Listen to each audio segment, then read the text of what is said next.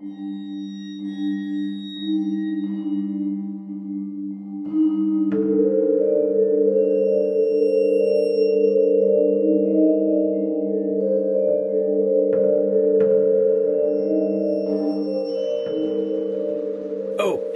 and welcome to Dente Rigamortis. I'm Review Cultist. And I'm Dr. Leviathan. And we're here to discuss those internet stories most creepy and most pasta. Tonight we have String Theory, with a side order of Insanity is Inevitable. So for those of you just tuning in for the first time, welcome. If you'd like to check out what creepypasta is, or to find out what the meaning is, go Google it. And we will jump into this one. These are fairly short creepypastas. String Theory starts off with the narrator describing that both too long. Yeah.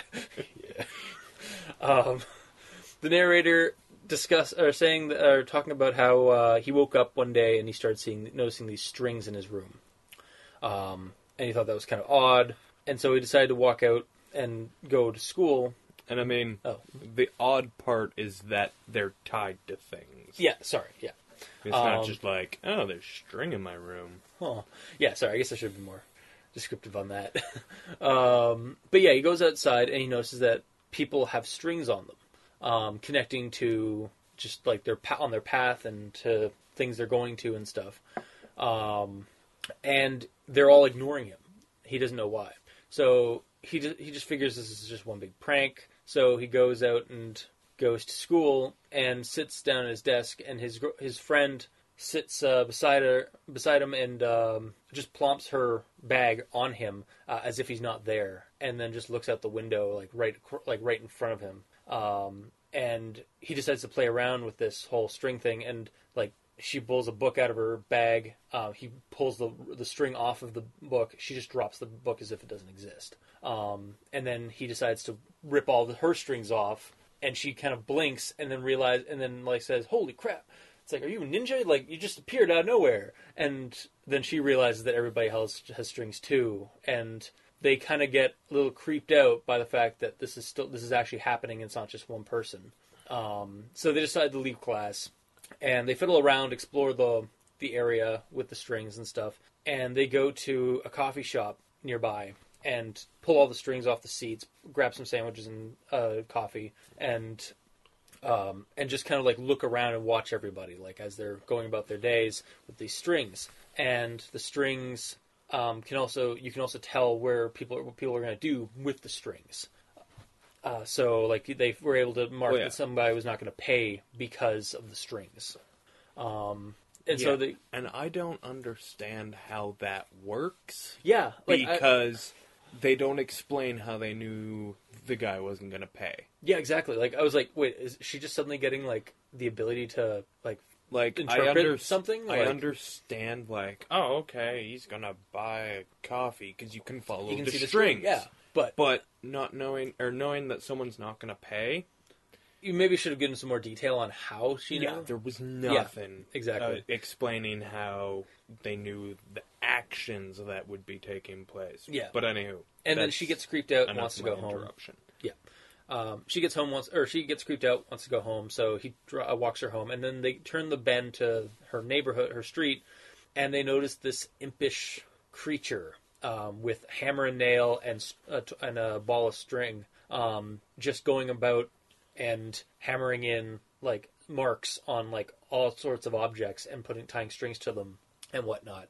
And it looks to them and it freezes as if it's been had, and then beckons them over, and so the guy cautiously goes over and meets this thing, and it shakes his hand, and it's actually not threatening or anything like that. And it doesn't have a mouth. It has these really bulbous yellow eyes that make up half of its head.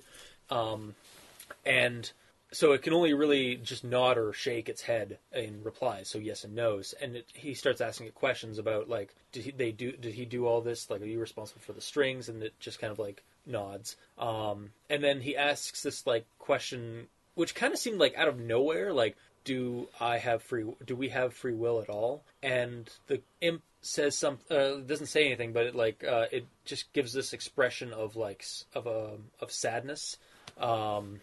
And the guy and his friend just kind of walk into her house.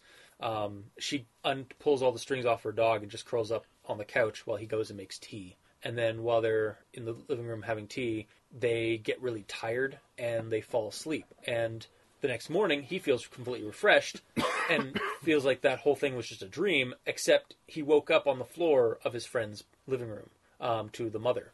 So they have breakfast, and he kind of looks a little wigged out, but so they ask him what's wrong, and he just replies that he's just not feeling very well. And it's only because he doesn't want to say anything in case like his actions are not his own, and it kind of gives us existential dread, like you have no fate. Well, because he couldn't see any strings. Yeah, because he can't see the strings anymore. Yeah. So that's string theory, which was not what I think either of us were expecting with that name, with that title. I don't know what I was expecting, but I was not expecting Pinocchio World. Well, I wasn't necessarily going to expect some, cosmic deep. I was expecting actually like multiple universe, like some kind of multiple universe thing of string theory, yeah. But I was definitely expecting something less not fantastical. involving literal strings. Yeah, like this is like my first, like after I read it, it was like I kind of got the vibe. It was like, okay, this is kind of like Donnie Darko, or at least giving me the same vibe of like fate is irrelevant, or like you have like a determined fate or thing. But then it kind of like if Donnie Darko was done by Guillermo del Toro or Terry Gilliam, where like there's impish little creatures tying ropes or strings to everybody to control their paths and stuff. That's what it kind of felt like to me. Was like took that kind of idea of like fate is determined and whatnot, or your actions are determined, but added this fantastical reasoning for it. See, this actually gave me the exact same sensation that I had when I read Insomnia by Stephen King. Because the main character's an insomniac and he, can't sleep, and then he starts seeing auras and he thinks like, oh man, I fucking really need to, get some real sleep. And he actually has a female friend who also is an insomniac and also starts seeing auras, and then he sees this little impish guy with a rusty-ass pair of, or I think it's a knife, and everyone's aura trails off, into the sky, and the little gnomish guy just, he cuts someone's string, for lack of a better term, and then they die. Yeah. And then there's, and he's a rebel, that's why he's all unkempt and shit, and then there's other guys who, when it's people's times, they cut the string and they die. And I just felt like, oh my god, someone read Insomnia. And then decided to, do a And then decided to give it fuck it over. I don't think it was that bad. I mean, it was odd that there were literal strings on everybody that nobody could see except for if you were pulled off the strings. But I still think that's an interesting idea. It's just not creepy. It's more of a dark, fantastical thing. It's a cool idea, but it deserves more time with it than a creepypasta can give it. Yeah, this was actually surprisingly short because I wanted to know a little bit more about what was going on. I mean, we said earlier there is no explanation for anything, and that's part of the lack of explanation is a good thing sometimes with creepypastas. Yeah. But if with this kind of thing, this one we kind of need we need a little bit more, a couple more paragraphs of what's going on. I would have liked this to actually be a full a full-fledged story on this, but that's my opinion. Yeah, it's too short to wrap the words around the idea completely. Yeah. It's just there's no explanation about anything, and it doesn't leave you, wondering. Also, it just leaves you frustrated because... Yeah, also the imp, when the imp actually is, found out, their character, the description, the details they give us for, how they reacted was a little underplayed. I think, I would have reacted a little bit more. I think I would have given a little bit more detail of, their reaction to that, or a little bit more, amped up a little bit more of their reaction. of seeing that imp. Like, I don't know, it just seemed like it wasn't that horrific, or wasn't that, like, terrifying. They've also had the whole day up till this point Looking at strings. dealing with a situation. Yeah. And They pass their sand checks. well, when the situation takes, like, seriously, a fairly slight turn, because... You actually get to see what's causing the strings. Exactly. So it's a related thing compared to what they've been seeing. Like, yeah, it's... Honestly, it would have been really terrifying not to see that thing and just had them, like, go through the entire... I don't know, I think it would have been interesting to have, like, them go through the entire day and not know why these strings are here aside from just them being strings. But at the same time, I don't hate the imp idea, so... I was actually kind of taken aback that the imp was not hostile to them at all. Like, it was actually quite friendly. It was... Well, he's just... doing his job. He's just a cog in the machine, right? Yeah. He's got shit to do. And apparently he's proud of his work. And then, like, oh shit, we've been had. Because you never know how the narrator gets freed of the strings anyway. Yeah. Or, sorry, not anyway, in the first place. Yeah, he just kind of... So you've got to assume that this kind of shit happens from time to time, and has throughout all of human history. So they probably are aware that, okay, you know what, we'll just wait till he goes to sleep, we'll just... Well, or maybe that's what, maybe like something was happening like, on they're the just scenes kind of like... where they all kind of just dozed off, because his hand, he did describe him going to sleep as if like something was pulling his eyelids down. Like he was just really tired. So again, not properly explained. I know exactly. Yeah, I was just like, oh, okay, you've had a long day. You're tired. I get it. Okay, yeah. That was. I read into a little bit more to that, but yeah, that's what you're prone to do. Yeah, that's what I always do. And I just I don't know. It was just, but you know what I mean? Like it's like, okay, this doesn't happen every day, but maybe once a month. All right, like there's a procedure. They have regulations to, just answer a few of their questions, I mean, and then just... You don't have a mouth. What are you going to do? They'll freak out. They'll probably go home. Eventually and then they'll get to sleep. And then we'll just tie them back up. It'll be fine. We'll just nail some strings into them. It'll be great. Yeah, I think that would have actually been also more terrifying if to find out that, like, there were nails in people as well. Like, they were hammering these weird, like, nails into them as well, and then tying the strings to them. But we never actually see if that was happening because that wasn't described. So... That would have just really been more humorous than anything. Yeah. That's my opinion of that. Yeah. Oh. But yeah, it's too short and not... It needs to be fleshed out a little bit more. Yeah, I mean, a creepypasta can't do an idea like this full justice without being, like, just obnoxiously long. This is one of those cases where it should have been obnoxiously long. And they decided just to pump it out. And then I probably would have harped on it for being too long. Yeah. It's a lose-lose scenario sometimes of the show. Well, I mean, you also have to understand, I read a story with a similar feel. Yeah, and it was like a novel. Yeah. That was, the proper length. So, yeah, to see it just rushed like this, it's just a disservice. Well, no, because it was over quick. And I didn't like it from the get-go. As soon as he saw the strings and, like, they're leading, I was like, oh, okay. I see how this is going. And then, yeah, I was bored. Gotcha. Because I'm like, okay, get to the fucking point. Finish up. All right. Would you recommend this one? Based on, it is, like, based on creepypastas. I mean, there are better ones out there, but... No. Okay. No. It honestly, I think I still would. It doesn't handle its idea properly, so I can't recommend it just based solely on that. I'm not sucked in with the idea, and but if it had handled the idea properly, given it the duration it needs, I might have been able to recommend it for people who were interested in the idea, but it has a lackluster idea, and it's handled extremely poorly. Yeah. I can't recommend it based on that. And then, you know, it's not even written very well. So it's certainly better than it's the next got one nothing. It's got nothing going for it. For me, yeah. I would recommend people read Insomnia. Why? Because it's a great book. Fair enough.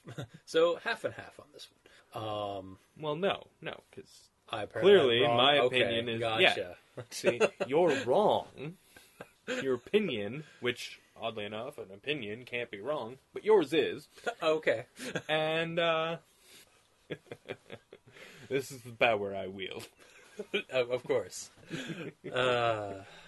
So that was String Theory. If you do still want to read it, it's on creepypasta.com, and I believe the narrator is credited, or the writer is credited as Tesla. And we will move on to our side order. Oh, Nicholas, how far you have? We'll move over to our side order, which is Insanity is Inevitable, which I chose primarily because it's one of the only stories that I could find when browsing for a story about Zalgo, which was brought up from an email suggestion by one of our listeners, Josh, I believe. And the first thing, the thing about Zalgo is that he's not really a creepypasta like a standard creepypasta thing. He is, but he's a meme. He's effectively the internet's equivalent of Cthulhu, but doesn't pop up in stories so much as he pops up in pictures and comics. Like, old people will take old comic strips like Garfield and Archie. I think actually Archie was one of the first comics that he kind of came from. And a character will say something, and then will suddenly say Zalgo, and then their eyes will turn black and start bleeding this black ichor, and tentacles will start writhing out of it, and there's usually this kind of glitchy text on the screen, and that's when Zalgo happens. And it's just this internet eldritch horror that is connected to insanity and madness because of it is the creature that lurks between the walls, or behind the wall. So that's kind of a very quick rundown of what Zalgo is. And the cultist gave me none of this information when he told me to read this little tiny itty-bitty pasta. Well, I decided to run my own experiment because I wanted to see a fresh person who'd never heard of Zalgo go into this versus somebody who has. Should I leave the experiments to you, Doctor?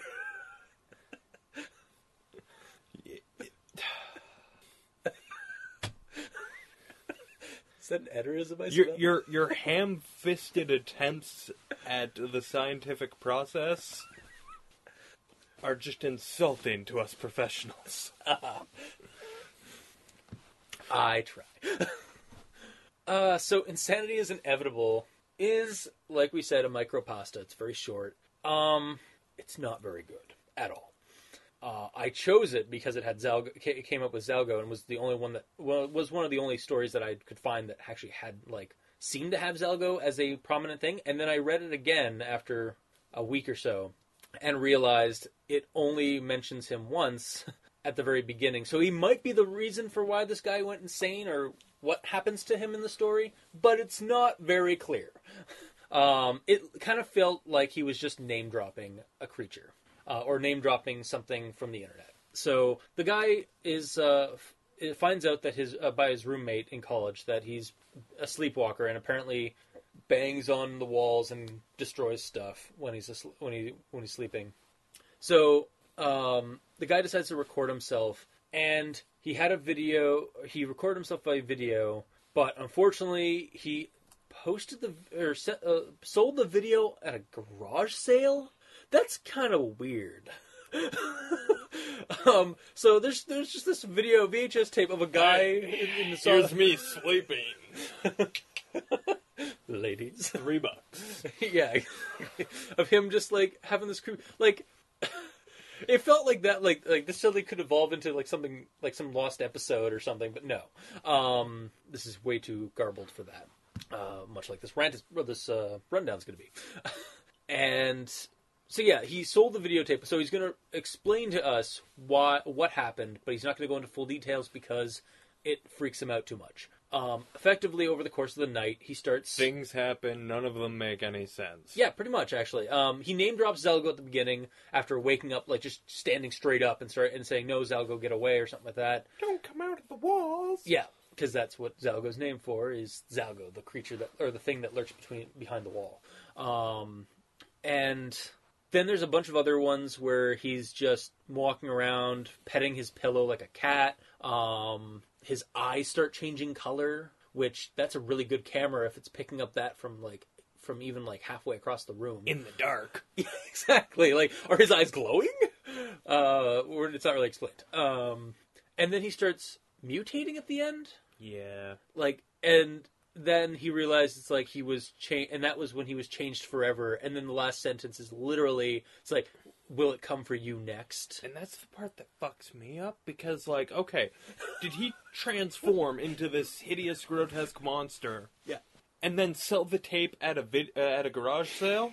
It's like, $3. Watch my transformation. Watch me sleep. Why does he sound like Arnold Schwarzenegger? I don't know. It's the most frightening voice I could come up with. He's kind of terrifying, especially nowadays. Yeah, no, actually, no, I guess this is actually much more like Zalgo now that I just thought of it, because the whole transformation thing, that's what happens in Zalgo comics, is that the characters start off it's like a normal comic book, and then they start mutating into like these tentacle monsters as they're saying Zalgo, Zalgo, Zalgo. So I guess it's kind of like, this is kind of like a creepypasta that was based off, that imitates the Zalgo comics, but at the same time, it's just a garbled mess.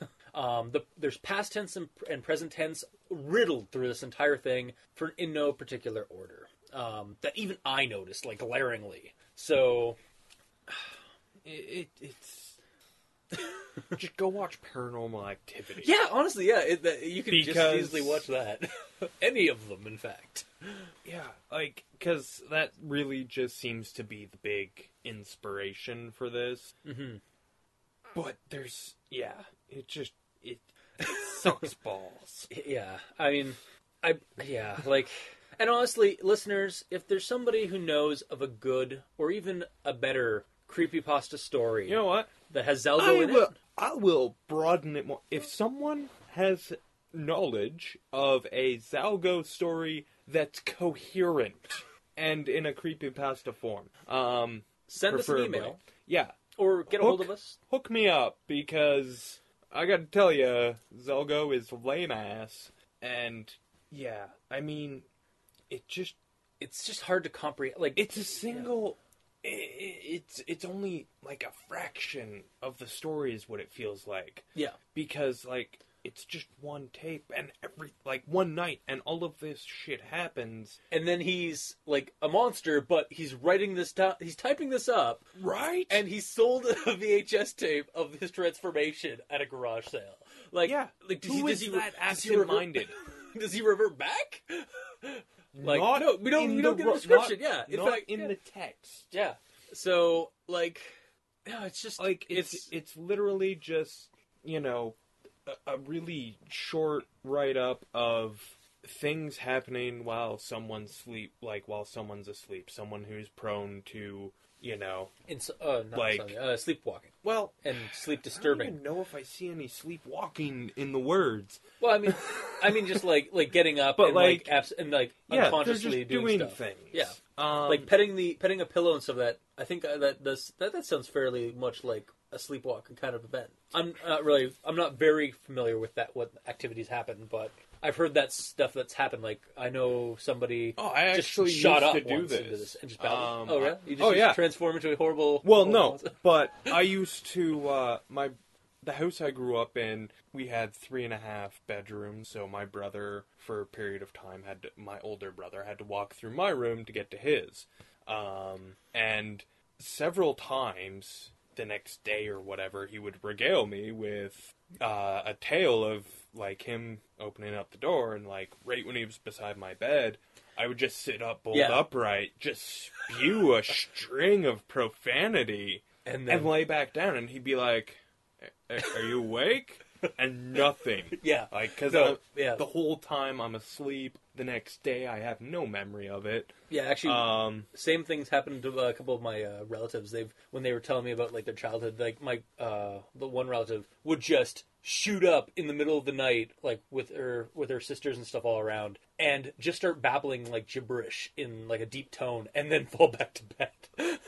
As if nothing happened, like, and it was unnerved the shit out of everybody. Oh, I'm sure it's unnerving as hell, but when you're the one doing it, it's fine. Yeah, because you don't know what you're doing. Like, yeah, it's like that. Actually, another I thing slept that was, beautifully in my bed. Trust me. Another thing that's better than this thing is Sinister, because that has sleepwalking that's really creepy. I keep meaning to watch that. It's a good one. Like the sleepwalking events are like creepy enough like on their own, like for it. It's worth checking out. Anyway, back to this pile of shit. It's not even a pile. It's more of a puddle, a mound. Piddle. So yes, listeners, You're making a pile out of a anthill or a couple of pellets or something. So yes, listeners, if you know of a better, more coherent story of Zalgo, we would like to hear it. We would like to read it. Because I spent about a half hour scouring Google for a Zalgo creepypasta, like a full Zalgo creepypasta. And all I came up with was like, Know Your Meme Zalgo, and all the comics. So, and this. So, yeah, there's your challenge for this week, I guess. Our request to you to give us suggestions for the show. Because apparently we can't be bothered. Honestly, after reading this, I cannot be bothered. But if someone presents it to me, I'll read it. Yep, you will give it a read, and then you will probably rip into it on the show. Well, it depends. If it's good, I'll sing its praises. All right. So I'm pretty sure people who have listened to previous episodes know that we do. I may not be fair. That is true. But when I like something, I don't shy away from saying it. Yep, that is very true. So I'm going to say that it's probably unanimously no recommendation, unless you're going to counter at me on that. I want to, and I honestly don't know if it's my contrary personality or not, but I want to find something redeeming in here, but I just can't. Yeah. There's no story. No, it's just an account. It's an account, exactly the word I wanted. Which is a narrative, but it's not really very enticing sometimes. And this definitely isn't very enticing. Yeah, this could have been the start of something, but that's it. And more likely it could have been like smack dab in the middle. Yeah, it could have been like somebody reading an account in a better story of maybe, I don't know, or it could have been. This could have been somebody finding that VHS tape at a garage sale, and then shit happening around them after they watch it. But yeah, this on its own, it's just. Watch Paranormal Activity. Watch Sinister. Any number of movies that have copied Paranormal Activities since Paranormal Activity came out. Even watch some of the later lackluster sequels. I mean, don't get me wrong, I've enjoyed the Paranormal Activity franchise to date, but... I mean, yeah, they are clearly just milking that cow. Oh, God, yeah. And it's glorious every time. I'm sorry. Have you watched the marked ones? The marked ones? I can't remember if I've seen that one or not. It kind of goes... Anyway, we'll discuss that off the show. Anyway. It goes off topic, kind of like we have. Yeah. So yeah, that was this week's episode of Dente Rigamortis. If you want to read this train wreck of a story, you can check it out at creepypasta.wiki. Thank you. And your tasks for this week are, if you have knowledge of a Zalgo pasta, hook a brother up. And also, if you, I'm just going to throw this out, if you have a knowledge of a pasta involving string theory, not a theory about strings, hook a brother up. All right. And this concludes our class today. So, yeah, you can check you can check out a pretty decent reading of string theory on Mr.Creepypasta's YouTube channel. And like we said, creepypasta.com and creepypasta.wiki are where we got these two pastas. And I believe that's it. If you want to get in a hold of us, if you want to contact us for our requests, you can leave a comment in the comment section below wherever this gets posted. You can send us a review on iTunes. That would be awesome. We are both on Twitter now, so Dr. Leviathan and Review Cultist. And, as always, you can send us an email, which is at aldenterigamortis@gmail.com. That's aldenterigamortis@gmail.com, where you can also send us suggestions for other creepypastas for the show. And respond to our challenge. Yes, absolutely. So, until next time, I have been your host, Review Cultist. And I'm still Dr. Leviathan. And this has been Al Dente Rigamortis. Sleep well.